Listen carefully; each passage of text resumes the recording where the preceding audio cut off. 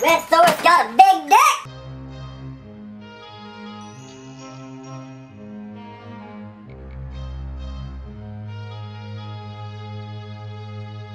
Hey, what's up you fucking nerds? It is a new segment on Buck-Ass Nerd I'm calling HorrorFlix, where I'm gonna review just horror movies that I feel like reviewing.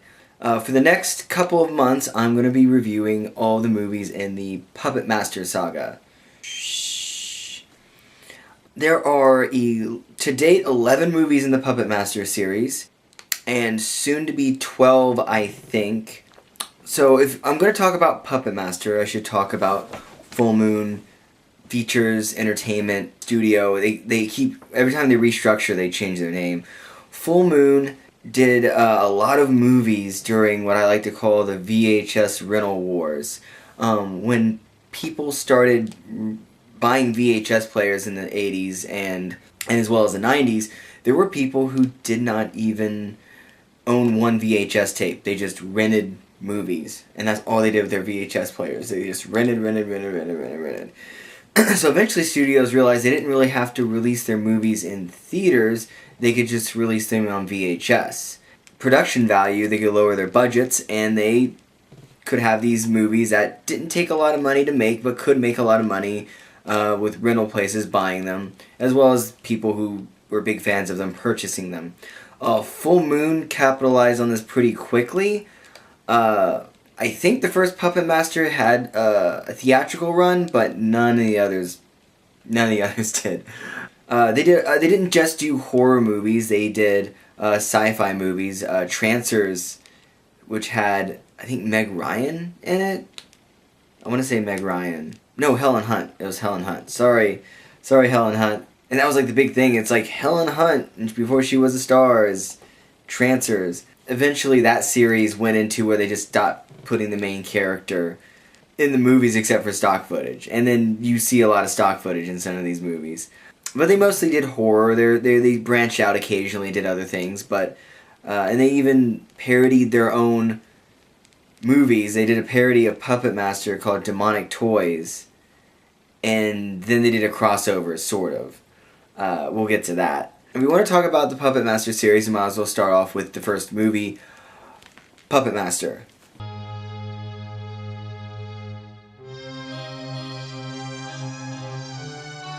And if you'll notice right at the beginning of the movie, like the credit sequence isn't like that impressive as far as how much it took to make it, but it's effective. Like the music, like Puppet Master has a very distinct musical theme, and they have a really good theme. It's pretty synthesized though. They didn't spring for a symphonic version of that, but they did have a really cool theme, and it fit puppets and toys and whatnot. So good for them.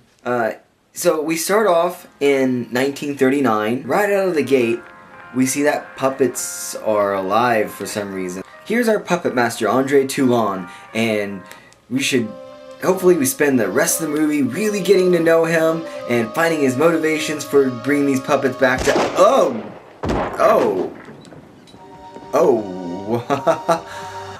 I guess not. So, as we continue into 1939's time... Oh. Okay. Present day, okay. I'd also like to point out that there's something going on with what I'm assuming are Nazis, because... there are Nazis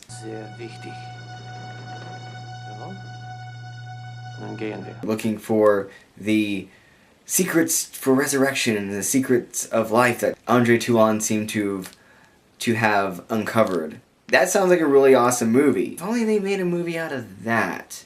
Oh wait.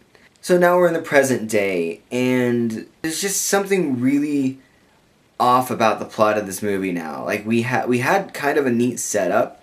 We had the point of view shots with the little puppet we come to know as Blade. No, not that Blade. Not Wesley, not tax evading Blade, but the Blade of the Puppet Master series. He's actually the lead puppet.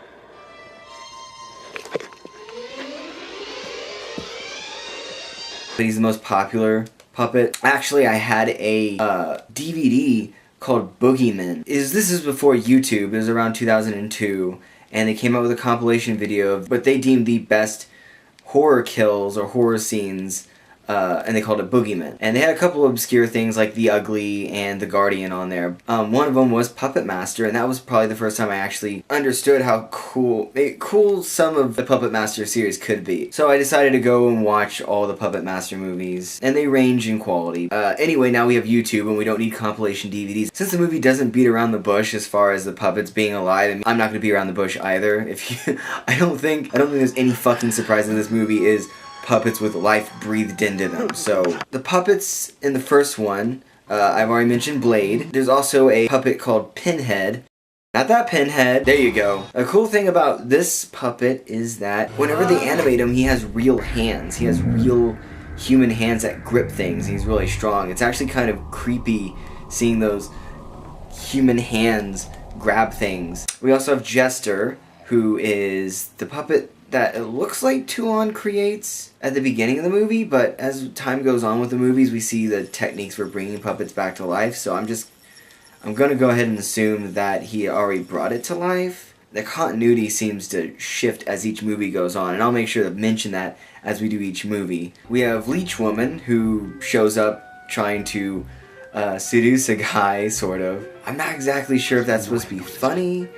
It kind of is. It kind of is funny because he thinks it's his dead girlfriend. She spits leeches out of her mouth, and that's it. I guess they're really demonic leeches or something. They're enchanted because they seem to kill people after like 3 or 4 of them's on a person. So she's creepy. I can't fault the series for putting her in. They try to make her kind of sensual, but she's like this tall. I don't know, maybe you're into puppets. It's not doing it for me. I like seeing her in the series, but not for that reason. And then we have Tunneler, who is my personal favorite. He has one semi-gruesome death in this movie, but you don't see it happen. You just see the aftermath of it. So, as far as some other puppets in this movie, there are the lookout puppet at the beginning. Looks like some Russian guy. He doesn't show up again. I mean, Toulon puts him in the case with Blade, and he never shows up. He had life in him, so I don't know what happened. Let's take a moment to remember Russian lookout puppet.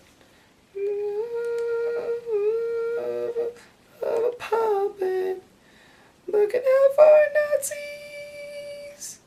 It's the eyes of a Russian-looking guy puppet. So the next weird thing you're gonna realize about this movie, there's fucking psychics in it. Like, it goes through this whole Toulon thing in the 1930s, and in the present day, it's all these psychics get vision. And apparently they all worked as a group together at one time trying to find out Toulon's secrets. And I'm not sure Neil Gallagher, not that Gallagher again, Gallagher, the guy who calls them upon his death. They all show up, he's dead, newlywed wife, I guess not newly, but like 2 years, chosen the body, and she doesn't know any of them, and they hadn't seen each other in a long time, they went their separate ways. It seems like we were missing a movie. Like, after the Toulon suicide, it feels like we're just missing this whole movie with them as a psychic team, discovering the secret that Toulon had that they're trying to uncover. This seems like we're just missing something. So these psychics stay in the hotel in which Gallagher partially owned with his wife, who owned it before him, which one of the psychics pulls out the very obvious... Pass through your sweet, innocent little mind. Did your husband just possibly married you for your money? One thing about Gallagher, he's creepy. He's like Henry in The Purge creepy. I'm pretty sure they hired him just because he had a creepy fucking face. And it works. I honestly think he's like the best actor in the whole movie.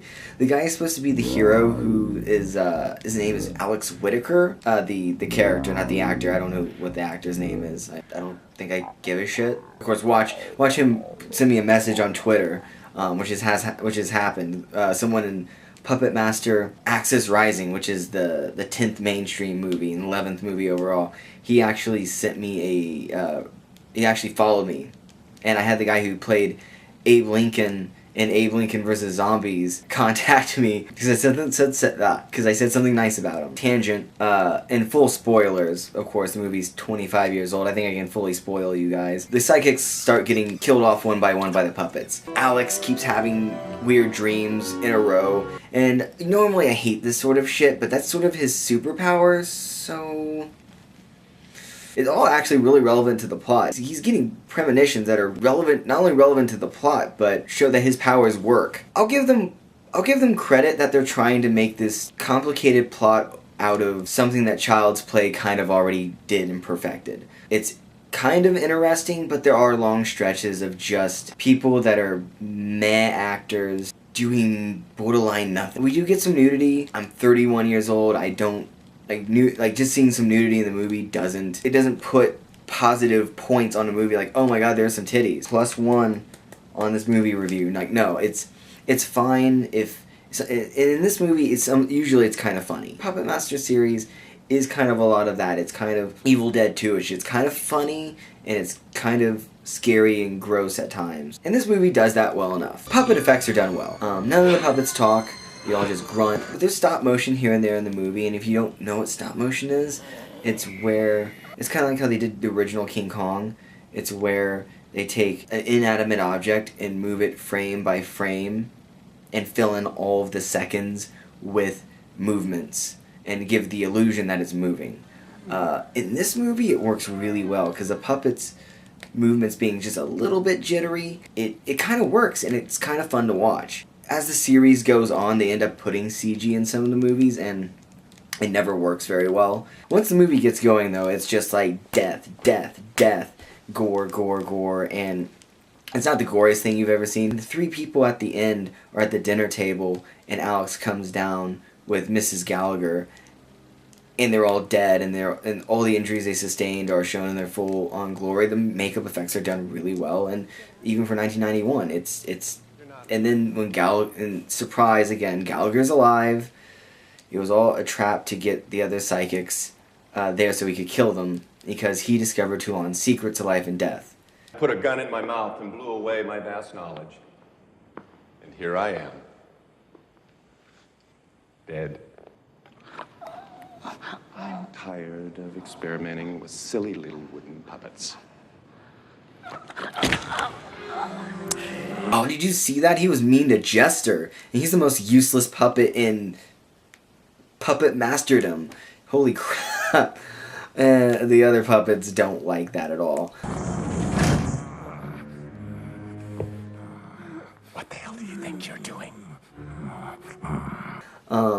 You have a scene at the end where they just massacre Gallagher. And he has green blood. That's apparently the process that brought him back to life. I'm assuming that's what brought him back to life. Now, if later on in the series we see that there is like a green formula that resurrects the puppets, but you never see people resurrected that often. One of the inconsistencies in this movie I want to point out right now is the methods in which things are brought back to life. The ending of this movie's really cool, because you have Alex leaving, except that's really awkward, because you think he's in love with Mrs. Gallagher, and then they just like, awkward huggins, and then he leaves, and then she picks up the stuffed dog. Okay, let me back up. One of the psychics has this weird fascination with carrying around her stuffed taxidermied dog, which is, I don't know if that's quirky or fucked up. I guess it's fucked up. So Mrs. Gallagher sets the stuffed dog down and just is alive and walks off, which is just this really surprisingly spooky ending. Like, I give it kudos. It's one of the best endings of any horror movie given the subject matter of bringing things back to life. The problem is not with this movie necessarily, with the series. It's kind of inconsistent, because it looks like whatever secret there is to bringing things back to life, which they never really emphasize in this movie, it just involves waving your hand over something, because Toulon waves his hand over Jester comes to life, Mrs. Gallagher waves her hand over the dog, and the dog comes back to life. It's just kind of weird, and we'll definitely delve into that more throughout these videos, because the inconsistencies get even worse as time goes on. The first Puppet Master movie, overall, issues with acting here and there, but for a B movie, and it is a B movie, it's not bad. I enjoyed it. It's a little slow going at times, but it keeps my interest, and there's enough stuff going on that I want to see what happens next. Puppet Master 1 is pretty good. And that's all I got on Puppet Master. Stay tuned. I will be doing a Puppet Master 2 review very soon, and that'll be continued with all the movies in the Puppet Master movies. I'll see you fucking nerds later.